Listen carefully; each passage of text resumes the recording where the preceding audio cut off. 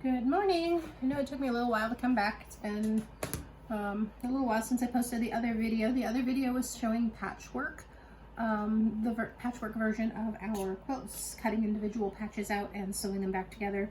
Today we're going to work on the strip quilting version of the same quilt. I've got a different jelly roll here. I'm prepared to sacrifice. Is anybody else like me? Do you hoard your jelly rolls?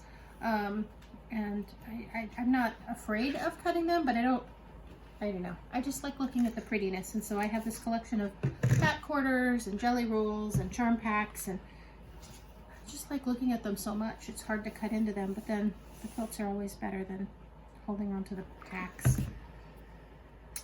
Somebody called it cutophobia or something like that the other day. It cracked me up because I fully understand that theory. I'm not afraid of cutting it. I just don't like to. They're so pretty to look at the way they are.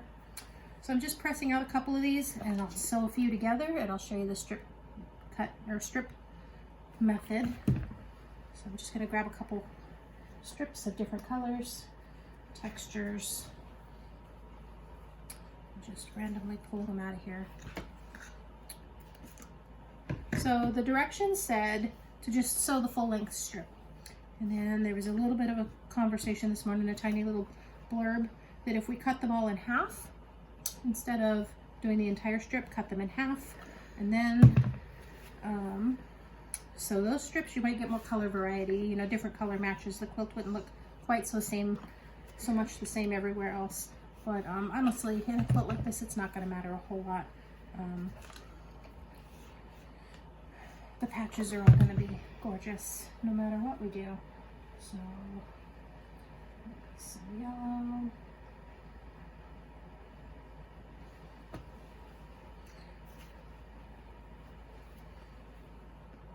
Probably going to do half strips today just to make it faster in this quilt, so it's not another 25-minute video. Just pressing out those fold lines. That is not so bad. I don't even need to press that one with starch. Just have to hit it with the iron. Sometimes the jelly rolls, the way they come out, there's wrinkles on the ends too, just from as the strips come together and roll. But it's not a big deal. Easily removed. Gray. I like that one. These are pretty colors. This one is an older roll, a couple years old. This one is Prairie.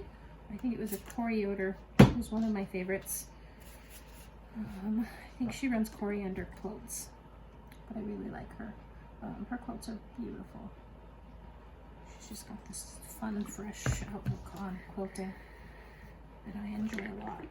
But this is one of hers. I really love this fabric line. I think at one point I had 2 jelly rolls. I'm pretty sure I still have 2 fat quarter packs downstairs. I probably should admit to that. I am very hopelessly addicted to the Moda pre-cut kits, or the pre-cuts. I have quite a few. If I had to guess at a number, I probably have about 8 at least pre-cut fat quarter packs, and I probably have, I don't know, somewhere in the neighborhood of 8 more jelly rolls down there, and then another probably close to 20 packs of the charm packs, the 5x5 squares.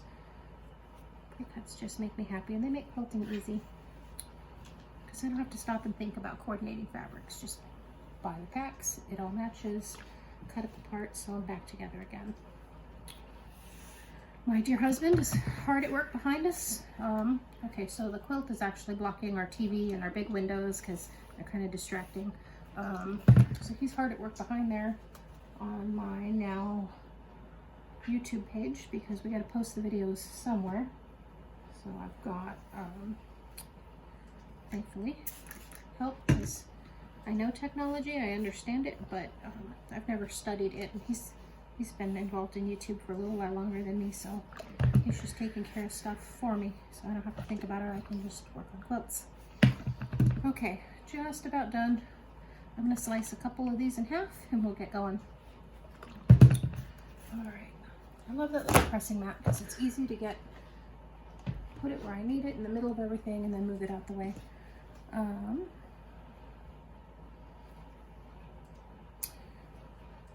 So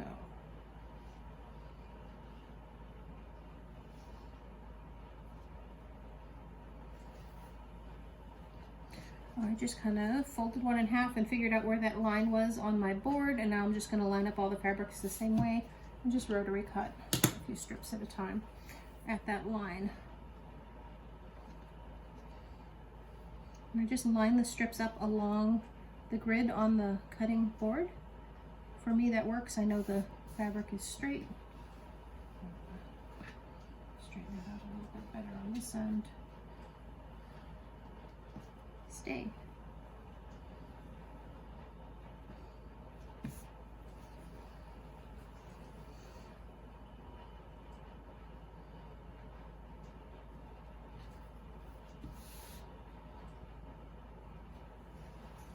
This is my favorite. I love this color and this pattern. It's just pretty.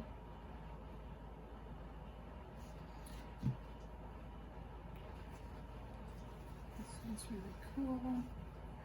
I just love the colors in here.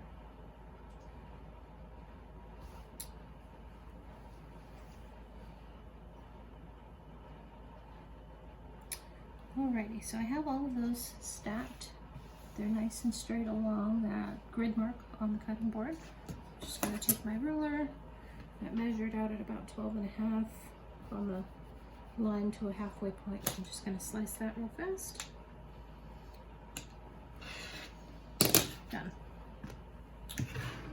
So, move my sewing machine over so you guys can see what I'm doing. I hadn't sewed anymore since last night, so this little scrap of fabric is still under my needle. Now, if you didn't watch last night's video, I always keep a piece of fabric under the needle. Then I don't have to go searching for threads or worried about them getting gummed up underneath. I don't have to worry about the needle pulling through. I just get to keep sewing. I just lift up my presser foot to tuck that under closer to the needle, and we sew. My machine has a needle down function. I really like that. Then if I have to stop in the middle of anything and walk away, I don't have to worry about it. The fabric's gonna fit still because that needle is keeping it from shifting. So just line up the strip as we go. I'm just gonna buzz through this one fast.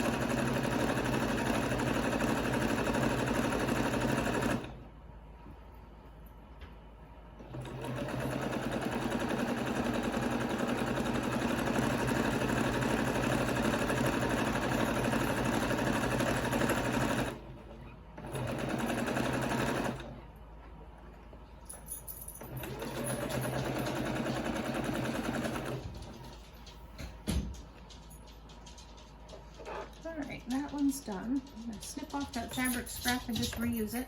Sometimes I have more than one going at the same time, so I don't have to stop and go look for it, but today I'm just going to reuse it. I'm going to open this up. One of these is lighter than the others, the other is darker, so I'm just going to finger press the strip for now, and I'm going to finger press that out towards that dark side. So I'll hit it with an iron in a little bit and actually press it, but for now this will work. And I just have to decide what other fabric I want in this strip and where I want the placement of it. So I think on this one, I'm going to use this darker gray.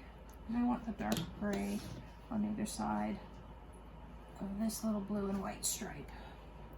So the last time I started sewing from the cut edge. Okay, this is the slice in the middle. The other side is the selvage. So this time, I'm going to sew everything from the selvage edge back towards the center, where the cut was. My little dog wants outside, someone's letting him out. So that's some of the noise in the background. So again, just sewing with a 1/4 inch, just matching up the fabric. Selvage edge back to that cut edge in the center is pretty easy to find that mark. And then I just line it up in the middle. Okay, come on, line up straight. There we go. And then just halfway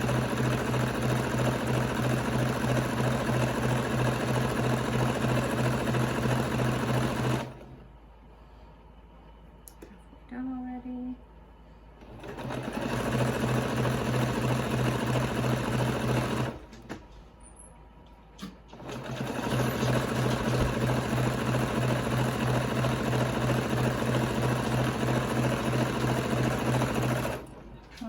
that one's done.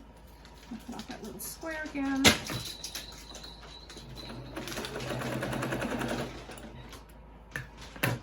All right, let's set these other ones aside for now. Put that back over. Grab my map.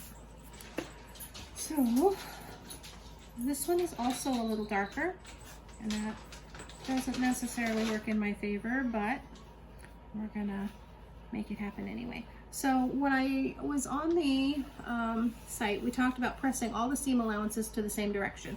So I have 2 different strips, and it's darker on either end, so most of the time one would go to the outside edges, right, because you press to the dark.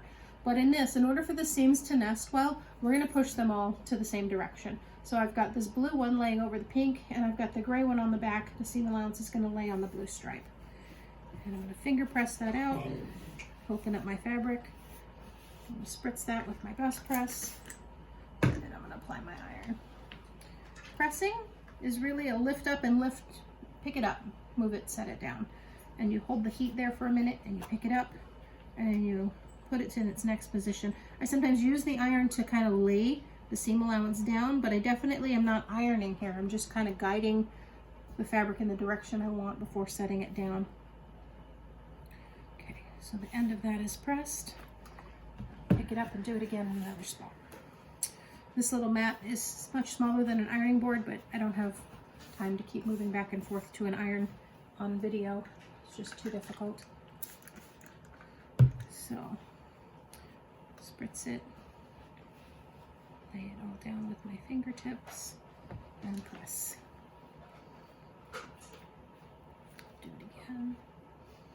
Just lift and push down. The pressure is important when pressing. The pressure is what gets rid of the crease marks that are left in the seams. The water helps, the steam helps, but the pressure is really what makes the biggest difference. That's why it's different from ironing. We're not skewing the fabric, we're not trying to move it, we're just trying to guide this into the direction it needs to be. Push down. One more little section here at the end. It's already pretty much spritzed, so press that. Scoot it over, press again. Scoot it over, press again.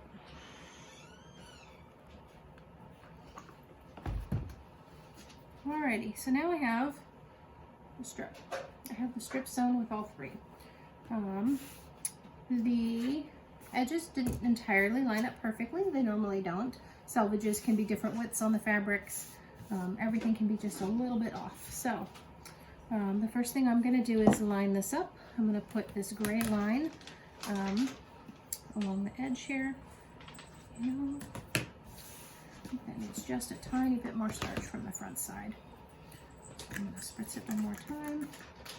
Give it one more press from the front.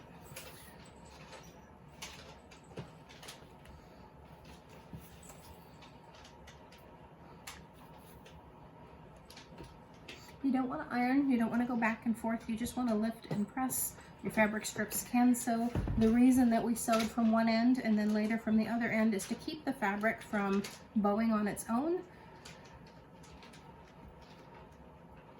Jelly rolls, well, have a tendency to kind of curve themselves as you go if you don't carefully. So we'll lay that out flat. So I always go a little bit over. I try to only cut on the right side, so I can see my 2.5 inch mark. I can see that I have the dots lined up along that blue, so I know that this line is straight. There we go. I'm going to go ahead and give this side a cut. Now I fully get that I did not quite make this other end straight, so I'm going to flip this over. This line is now straight, but my selvage end, the center there I had cut earlier, is not straight. So I'm just going to line that up. And so instead of doing it the other way, like I did yesterday, where we're cutting each block individually and sewing them together, I just sewed first, and now I have 3 blocks already sewn together. I'm going to do the same thing I did yesterday, just toss all of these in kind of like a container of some sort. Yesterday I used a cookie tin. I think today I'm just going to toss all these in a little basket, and then later when I'm ready to sew, I'm just going to grab 2 strips and sew them together. The reason it matters that we sewed those seam allowances in one direction, so you can see that these ones are going this way, that blue stripe in there, in the middle with pink on the one side. I'm gonna lay that down. We're gonna do the other one the opposite direction. I'm not gonna actually sew it, I'm gonna just show you and demonstrate. The pink on this side now, so they're going in opposite directions. When we go to sew them, these strips automatically line up. You can see the selvages or seam allowances here on the bottom go one way, seam allowances on the top go the other. They nest perfectly. So all you have to do to line these up, this is pin-free sewing and I love that. You just bring those together. If your seam allowances are accurate and you're using a mark on your machine or a 1/4 inch foot, if your seam allowances match, they line up perfectly. Everything lays very flat and you don't have to fight with the seam allowances later. When you press it open, it's going to press open beautifully. So that's why we make sure that we press in one direction, all seams in one direction rather than towards the light or towards the dark. I just find that I have a better product and I'm happier with how things turn out. So the good news is all of these blocks are sewn together. All I have to do is keep cutting my 2.5 inch strips.